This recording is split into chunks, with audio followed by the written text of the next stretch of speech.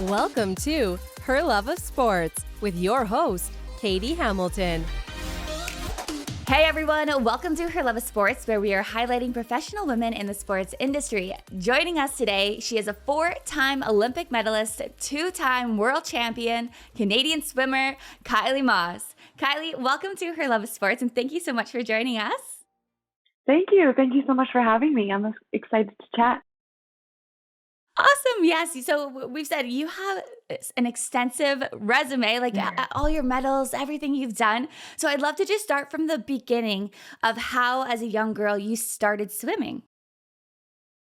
Yeah, so I started swimming at a super young age. My mom and dad wanted me, my older brother, and my younger sister to know how to swim as a life skill. So they put us in swimming lessons at a really young age.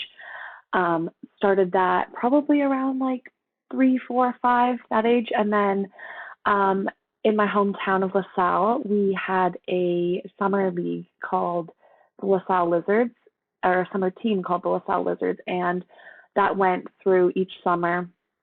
And it was a lot of fun as a young kid. Like, it wasn't much about the swimming at that point. It was all about just kind of being in the water and water safety, and it was a social thing too at that age. A lot of our family friends and also participated in it as well. So it was really exciting, and it was something that we did every summer for a number of years. So I did that with my siblings for a couple of summers, and then as I got a bit older, I realized that I liked swimming and I wanted to be able to do it year round and not just in the summer.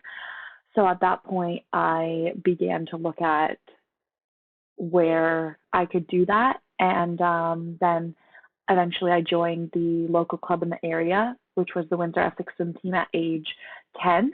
And that was the competitive club that I was with then for the rest of my kind of teenage years into finishing high school. That's amazing. So 10 is when you kind of started and you're like, hey, I'm going to commit to this. I'm going to focus hard on swimming. Did you play any other sports growing up, or was your main focus swimming? Yeah, so I played soccer. I played competitive soccer for I want to say 10 years growing up as well. And I did house league hockey. So I did those at the same time as swimming. So when I started swimming at age 10, I wasn't just swimming. It was kind of like another activity that I was doing that I enjoyed. And then it wasn't until probably grade, I want to say 8 or 9, that I fully decided, okay, I just, there aren't enough hours in the day to be able to do all of the things I love. So I kind of needed to pick a focus at that point, and that was swimming. So after that, pretty much into high school, I was just swimming. I was on the cross country team in grade 9 and 10, but pretty much after grade 10, it was just swimming. Just swimming. So that's where your focus stayed. And then you went to the University of Toronto. So was that right after you graduated high school? You just went full into university? Yeah. So in grade 11 and 12, I really looked at all my options. Being from a small town and a small border city, growing up right so close to the States, so many of my teammates from my club team actually went to the States to swim. So there was a period of time where I spent a lot of time going on recruit trips and looking at American schools. Ultimately, I wanted to continue to swim in university, and I also wanted to get a good education and go to a good school. So I was looking for that balance, and I was able to kind of explore my options in the States as well as keep my options open in Canada. So I toured a couple American universities and then toured a couple Canadian ones, and then eventually decided to go with the University of Toronto, where I then went that fall. That's amazing. And we talk about on Her Love of Sports how multi-sport athletes and kind of the time that you decide, and you said it was close around grade 8, you said, of when you decided, okay, swimming is my sport, that's my focus. And then also we talk a lot about is the balance of school and your sport. So going into university, trying to make the Olympics and all the world champions and stuff like that. How is that balance for you? Yeah, it was definitely challenging. I mean, I think it's still something I'm learning because it's just all about time management and really trying to find that balance. I think I really saw the value in balance and having school outside of swimming. I learned to be able to be present in what I was doing. So when I was at school and I was kind of, socially with my classmates and engaged in what I was learning. And then after school, go to practice. And it was like, okay, no matter what I had, an exam or test or assignment or whatever, it was like, okay, I'm at the pool right now, I'm swimming. And then once I leave the pool, practice is done. And then I can go back to school or do whatever. So I feel like I really learned how to compartmentalize different things in my life. And I think that just like allowed me to learn that balance. And yeah, I really just value balance because I think being a part of a sport that consumes so much time, and I mean, being a part of anything that consumes so much time and energy, like you can often get wrapped in all that. And it's important to have something else outside of that that can kind of give you that step away from it to be able to experience other things or just like take a step back from the sport. So yeah, I really enjoyed doing school and having swimming as much as it was a challenge. And there were days when, I wish I didn't have to go to practice because I really need to study. But it was that balance that really, I think, carried me through, and I was able to see success in the pool. And you're studying kinesiology? Is that Yes, right? yeah, I finished in 2021, so I just finished Oh, wow. it. Congratulations. Yeah, thank you. And what kind of is that kind of your, outside of swimming, that's kind of your goal is to get into that industry? What draw you to kinesiology? Yeah, so in grade 12, I remember I've always been interested in science. I've always like wanted to do something within healthcare. And then in grade 12, I remember I think I took physics in grade 11. I was like, this is not for me. And then when I was in grade 12, I was like, oh, I want to do science, but like, I don't really love physics. Like, I like chemistry, but to an extent. I really liked biology, but I didn't want to just go into biology. And then I took an exercise science class in grade 12, and I found that class super fascinating, like just anatomy and physiology. And obviously, it was so relatable to sports. Um, and then I kind of did some research, obviously, when I was looking into schools and saw that kinesiology was an option. And I thought that was a perfect fit because it allowed me to have that kind of enough science and the science that I was interested in. Um, so yeah, it was great. It was once I got to U of T, there's different avenues within kinesiology even that you can kind of specialize into. So I was able to stick to the more science route and stick to the route that I was interested in more. And yeah, it was awesome. I'm really glad that I was able to pursue that. That's amazing. Congratulations on graduating. That's Yeah, awesome. thank you. And to see, I It think was a long run, but I bet balancing that amongst all the other things that we're going to talk about, that's a lot. But I think it's so inspiring for everyone to just see someone like yourself balance both the sport, your career, as well as getting an education and that career as well. It's amazing. So yeah, yeah, thank you. congratulations. Thank you. Yeah, it definitely like took a lot of help, and I'm very fortunate and grateful for the help that I had throughout my undergrad. The university was incredibly supportive of helping me when I had to travel or I had to meet and I had to change exams here and there. Like they were super supportive and helpful with that. Um and then yeah, I basically just based off my academics off of the year of swimming and like what we had that summer. So say like in 2018 we had Commonwealth Games in the middle of the year. We had it in like I think we left in March. So that was like in the middle of the semester. So that fall I took a bunch of classes, but then that kind of like winter spring I only took one class and I was able to do it online so I could do it while I was in Australia because we were there for 5 weeks. So I was really fortunate to be able to kind of like ebb and flow with my athletic schedule. Yeah, and I owe all that to the people that, were supporting me and surrounding me during that time.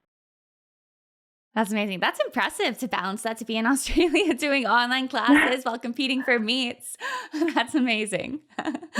So we're gonna go into your swimming. So your Olympic debut was at Rio 2016 in the 100-meter backstroke, and you set a national record in the process. You won the bronze. What was that? What was that like? What was your first Olympics at Rio like for you?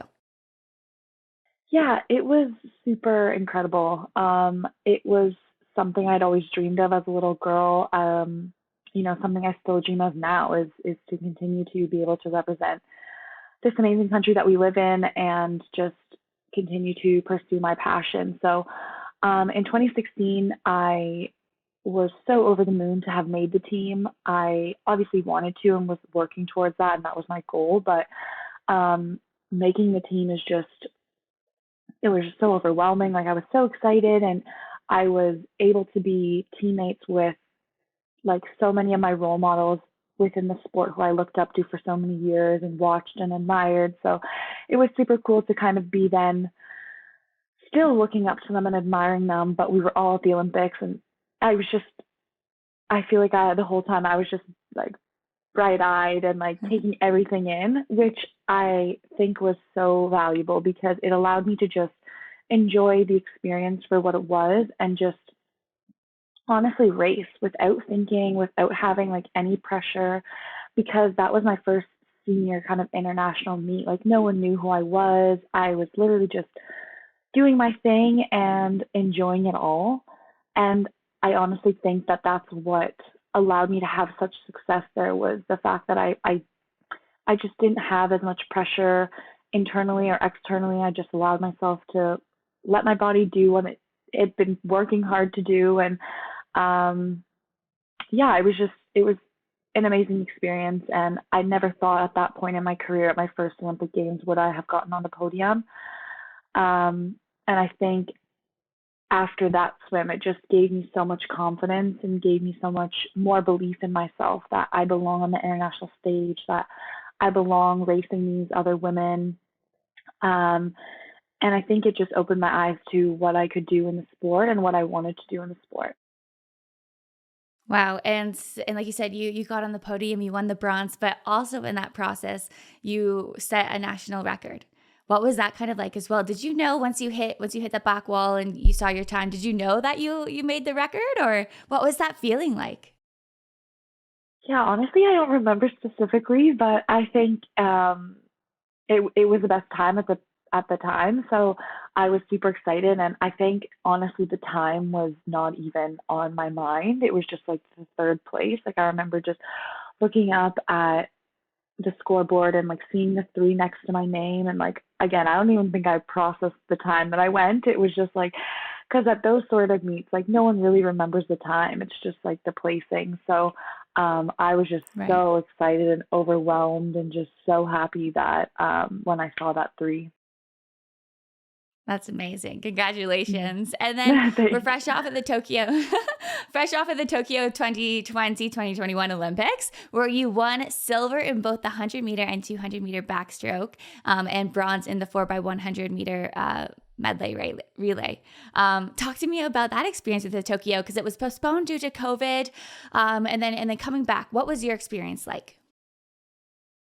Yeah, so that was obviously a super different Olympics for me than Rio was. Rio was, I guess, a normal Olympics, and Tokyo was just completely different. I think going into it, we obviously knew it was going to be very different. We knew there was going to be heavy restrictions, and we knew it just wasn't going to be the same Olympic experience that, some of us have experienced in Rio. So I didn't really have any expectations, but I knew that it was going to be different. But then at the end of the day, it's always a competition first. So, I also knew that, and I had goals I wanted to achieve with my own personal races and with the relay. So I think it was just hyper focused on as much as we could on what we could control, which was our swimming, and kind of just follow everything else and follow the protocols and not get too stressed about all of that stuff. But I think getting there was just so exciting in and of itself, because it had been such a crazy year with so much uncertainty and so many postponements and just back and forth. Like, we never really knew what was happening or where, when, what, who. So I think just getting there, it was like so exciting. Like, we finally made it. Like, we're in Tokyo, we're in the village, like, we're going to the pool.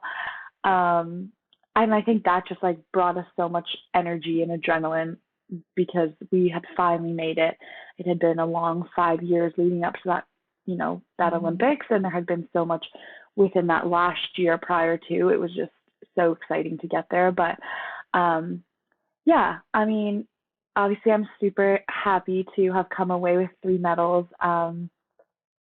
I knew it was going to be super tough, and especially after the year we had, like there were so many changes going on. I really just wanted to do the best that I could. So yeah, I'm really pleased to how it went and to the experience I had with everything going on. That's amazing. I was watching those competitions, and I still remember when you were getting your medals, and the relay, and when you guys won. It's so amazing. It's so inspiring to see the Canadian women up there. It was wonderful. We took a year off, so it was supposed to be 2020 Tokyo Olympics. It went into 2021 in the summer. What's it like, both mentally and then physically, prepping up for that? So you're ready to go. You think it's coming in 2022. Then it's like, okay, now we have another year to do it. How does that kind of shift your focus? Like, I know you said that you work together, everything like that, but just mentally as well, like being like, okay, I have another year to train. What's that Yeah. like? Yeah, it was tough. I mean, like the pandemic and quarantine and isolation, everything has impacted everyone, and I think everyone dealt with it differently. But it was really tough mentally. Like I thought I was going home for a weekend, a short, trip home when COVID first hit, and then suddenly I was home for months without access to a pool. And swimming's a hard sport to recreate outside of the water without a pool. At least like track, you can go for a run, or soccer, you can maybe work on skills and like get your endurance in by going for a run. But like swimming, we rely so much on like the feel for the water, and you can lose your feel for the water after like a day off. Like when we have a Sunday off, it's like you come back Monday morning and you already feel like you just lose touch with it. So it was an adjustment to try and like wrap my head around, okay, I can't do anything. Like I don't have access to a pool. Like what can I do? How do I motivate myself? What am I motivating myself for? Because at times we didn't even know if the Olympics were going to happen, when they were going to happen, if it was going to be in a couple months, if it was going to be in a year. Like there was periods of time where there was so much in question. So I think the main thing that I did was just take it day by day, and to kind of not get too high on the highs and not get too low on the lows. Like it was important to just kind of stay even keeled. And like there were definitely days when I woke up and I was like, I felt like I didn't have a purpose, because swimming is my whole schedule most of the time. Like everything I do, not everything, but like that's the whole balance part of it that I'm working on. But most of the day is structured around my swimming, and the choices I make outside of the water are also with swimming in mind. So it's hard to then suddenly have none of that. And it was almost like, okay, well, what am I doing? And like I had to kind of make that for myself. So yeah, there were days when I would be like, oh, like I don't want to work out. Like I have to do another Zoom workout. Like I don't know. I don't even know what's going on. So there were definitely bad days, but I think it was all about just like taking it day by day. I think allowing myself the time to just rest when I needed to, and not do anything, like especially at the beginning when there was no certainty and there was no dates in place. I was just kind of like, okay, like I'll go for a walk, or like I'll do a little bit of exercise, but like I don't really need to push myself and go crazy, because I know it's just gonna burn me out for like in the long run. So Right. yeah, I really just relied on like listening to my body and connecting with my teammates and connecting with like our support systems that were feeding us the information, and trying to find things, I think, outside of swimming, because there was so much focus on swimming and, okay, staying in shape and what's next, when is this meet going to be, are we going to be able to go back to training, when's the pool going to open? So I tried to take myself away from that a little bit, and enjoy the time that I had with my family. Normally I wouldn't have spent that much time at home. Like I never get that much time off. So it was very, very rare to be able to spend that with my whole family, especially at 25, 26, like, and having an older sibling and a younger sibling. Like we're all over the place. So I tried to just think of it, always find the positives and think of it in that way, because, yeah, I don't know. I just found it valuable spinning it into something positive and um, staying optimistic about it all. I love that. I love that because it is so much. You have so much going on, right? You're trying to prep COVID related just on a personal life, right? With what's going on in the world. And then, of course, what you're doing with your sport. I think it's really interesting how you said that, like, you didn't have access to the pool at some point where it was like, I don't really think about it too much because, in a sense, if you're outdoor sports, soccer, you can just go practice on a field, right? Those are still Hmm. available, but you're specifically in an indoor pool. So how long Hmm. was it that you didn't have access to it? Was it a couple months or a couple weeks? Yeah, no, it was like um, I want to say almost 4 months we were out of the water. Wow. Yeah, Wow. That's a long so time, right? Especially prepping before a big, massive tournament. 4 months? yeah, yeah, Wow. it was a long time, and I like we at most we have like 3 weeks off at the end of the summer in August. Like that's usually like swimming doesn't really have like an off season. It's Mhm. we train through the whole year and then usually into the summer is our main international competition. So we have typically like 2 to 3 weeks, I would say, maybe a month max off ever. So I had never had that much time out of the water since I started swimming. So it was definitely really weird. Wow. Well, you did it. You came back. You went to the Yeah. Olympics. You won 3 medals. It was amazing. Okay, so the 2017 World Championships, Kylie, she became the first Canadian woman to win a world title in swimming, capturing gold in the 100-meter backstroke with a world record time of 58.10 seconds. And then 2 years later, in 2019, you defended your title, making you the first Canadian swimmer to ever win back-to-back medals in the same event. And then in 2021, you were the swimmer of all time with the most decorated swimmer of all time with 11 medals. Amazing. Like, wow, what amazing accomplishments. Let's go back. So 2017, um, you won and you said a woman world title. What was that like? Yeah, it was amazing. That was definitely one of my favorite years so far. I think just coming off of the Olympics in 2016, like I said, I gained so much confidence in myself and I just had so much belief and so much like I was just so motivated to swim and I was loving swimming, I was enjoying swimming and I was in school at the same time, but I think I was just on such a high after the Olympics, like I was just riding that and 2017 um, at our trials in April, I swam and I was close to that world record, but that was the first time I didn't even know what the world record time was before that. So as soon as I did that at trials, like that's when things started.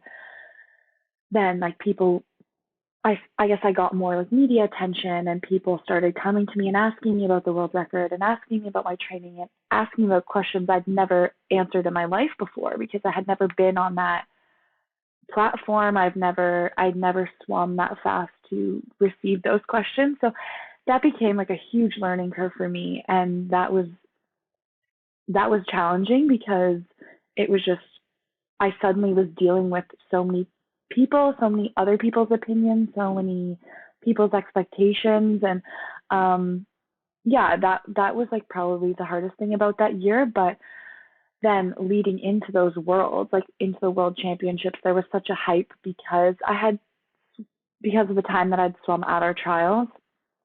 Um, and I tried for the most part to just keep it keep it like internally. Like I kept telling myself, just like focus on you, like you're the one in the pool. Like it just was such a learning year for me because I suddenly had to really think about like what I wanted to say and like how I wanted to respond to these people and like Mhm. then still keep in mind that I had to swim and like try and not let like thoughts get in the way. So um after or like at the meet and then after having won that gold and done the world record, like it was so overwhelming. Like I was obviously super, super excited and I was so happy, but I was just like so overwhelmed at the same time because there was so much going on and I was like, oh my gosh, like I'd never dealt with that much like attention before. So Mhm. um yeah, it was just a crazy year, but probably one of my favorites just because a world record is so rare, and I I knew I was close to it leading up to it, but still, like, it's all about like putting it together on that day at that specific time at that meet. Like, you could swim fast at any point, but it's all about like what happens on that night of your race. So I was super, super pleased with myself and just happy and proud that I was able to achieve that um, with like such a lead up to it, and just Hmm. yeah, it was an amazing accomplishment, and I'm so proud to be able to say that I had done that. Yes, that's amazing. Congratulations. Thank And you. then you defended your title in 2019 going back. And then and that's amazing to be the first ever Canadian swimmer to win back-to-back gold medals in the same event. Did you find that you had pressure? You sound so like so focused, just thinking about yourself and what you have to do for the swim. But there has to be a little bit of pressure going in for that second year as being Mhm. the reigning champion, right? What's that kind of like? What's that pressure like? But then also, you won it. You won the back to back titles. Yeah, no, there was definitely pressure, and I think I'm so thankful for the time in 2017, and just like each year I feel like I grew as a person, and I learned more about myself, and I learned how to handle those sort of situations and how to spin things to like just make things better for myself, or internalize things, and just I really was able to go back on all the skills that I learned in 2016, 2017, 2018, going into those 2019 World Championships, because again, it was like something else that there was noise around, like outside, that were external pressures, like, oh, is she going to be back to back? Like, all that stuff. It's so easy to let it get in your head, and it's a lot easier said than done. Like, definitely in the moment, I'm like, okay, just breathe, like listen to your music. So I have my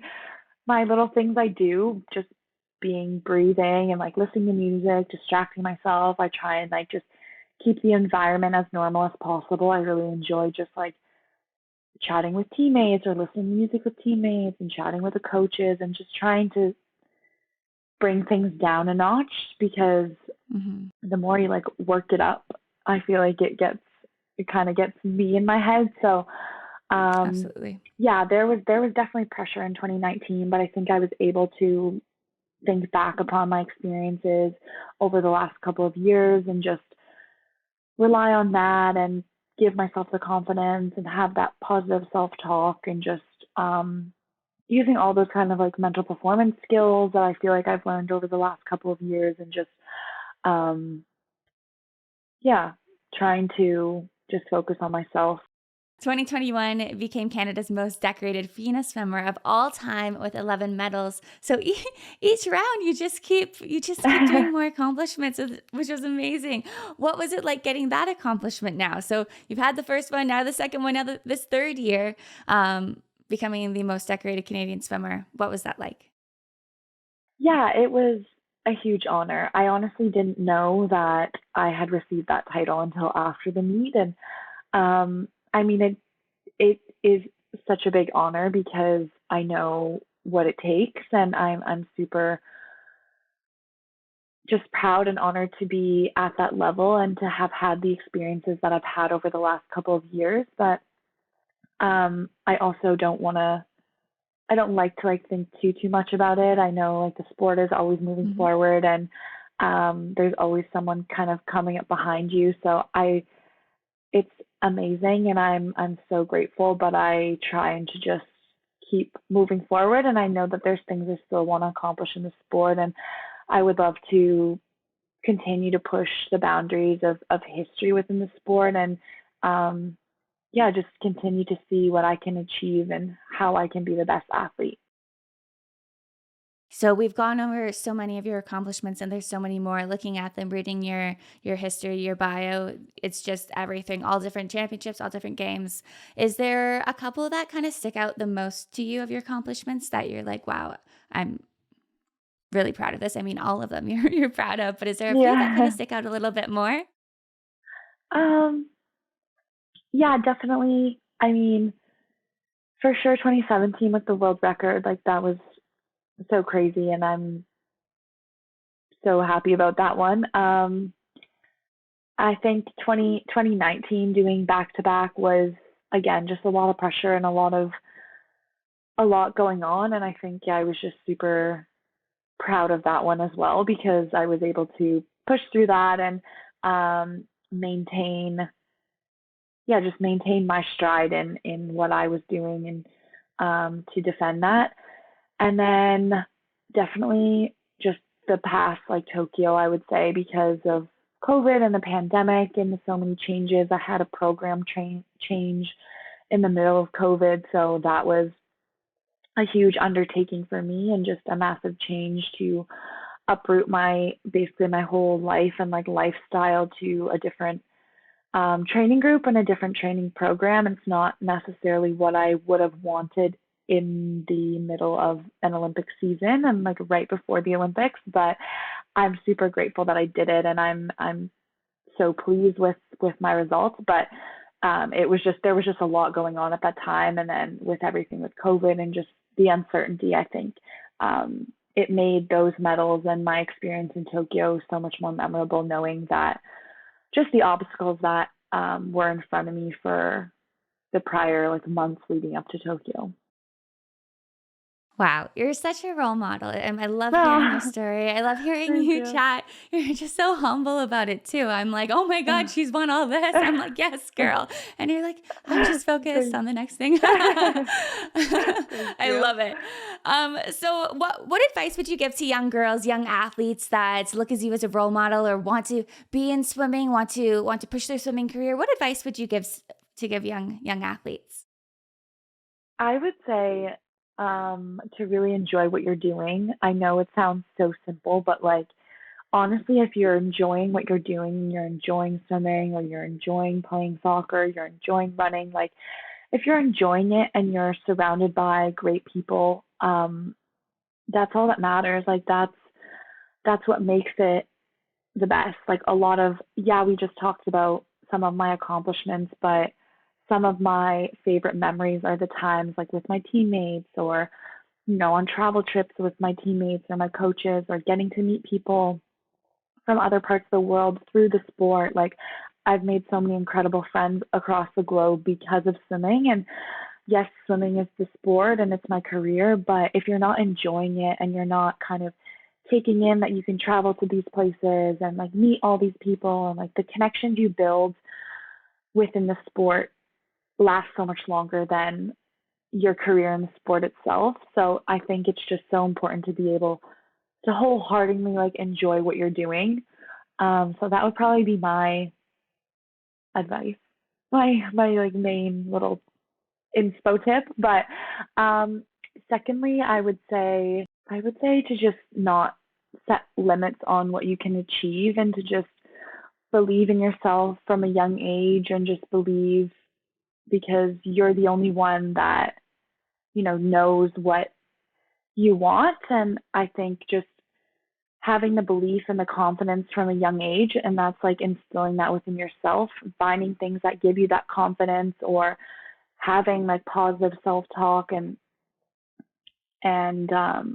beliefs, I think just will build that confidence within you, and then that'll come out in your sport or your career or whatever you choose to pursue. So I think just, yeah, building beliefs and positive affirmations and confidence from a young age is so important because um, I think long term it'll pay dividends and it will allow you to just set amazing goals and to not put limits on what you can achieve in whatever career or sport you choose. Mhm. Wonderful. And I think back to kind of your first point too is that we see burnout happening so much in sports, right? And kids taking on so much, multi-sport athletes, you have other curriculums, but the key that you said is that you're having fun doing it, right? You're Hmm. with your teammates, you're having those outside of the sports still attached to it, but you're having those experiences, right? Like you said, Hmm. meeting new people from all across the world, which I Hmm. personally think is super key that for young kids, especially when that you don't get that burnout, right? Because if it's the constant same thing and it's train, competition, it's it's easy to get burnt out, right? But like you said, you're keeping it fun, the passion's there, the love for it's there, then you Hmm. continue on with it. Um, Exactly. what would you let's see. Growing up, you said you played other sports. What would you say besides swimming? What would be one of your top favorite sports? Um, well, I love soccer. I love watching hockey. I think if I were to like play a different sport now, I would Mhm. like to get into, I think soccer would be fun just because I've played it and I know, but if I wanted to choose another sport, I feel like it would be fun to try like track and field or something, like another Olympic sport. Yes. Maybe like track, like I love watching track at the Olympics. I always love watching gymnastics. Um, yeah, honestly, I enjoy watching most sports, and I have Mhm. so much respect for all athletes because I know what it takes and I know the commitment that they put into their sport. So, Did you have any athletes that you looked up to as inspiration when you were growing up?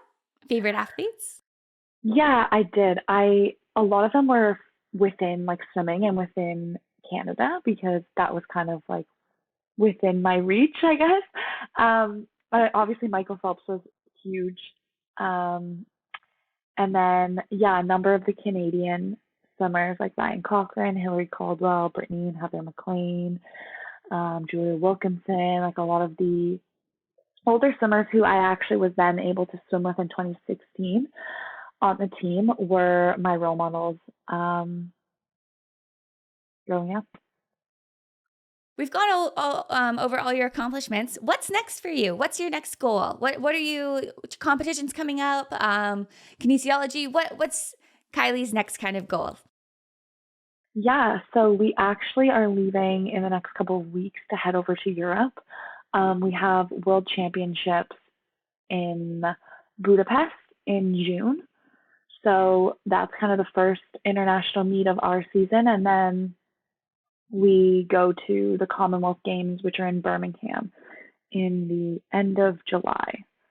So this year we have two big international meets. So that's kind of our focus right now. We're in a hard training block before we kind of taper down a bit leading into Worlds and then leading into Commonwealth. So yeah, busy summer up ahead. I'm just focusing on training right now and just trying to get in this last kind pretty much final push of like hard training before we head off to start competing. Wow. Well, thank you for taking the time to come on Her Love of Sports and chat with us in your Yeah. busy schedule. I'm so No. excited that we had you on. It's been absolutely amazing. No, thank you for having me. To catch all the latest, make sure to follow us on social media at Her Love of Sports and check out herloveofsports.com.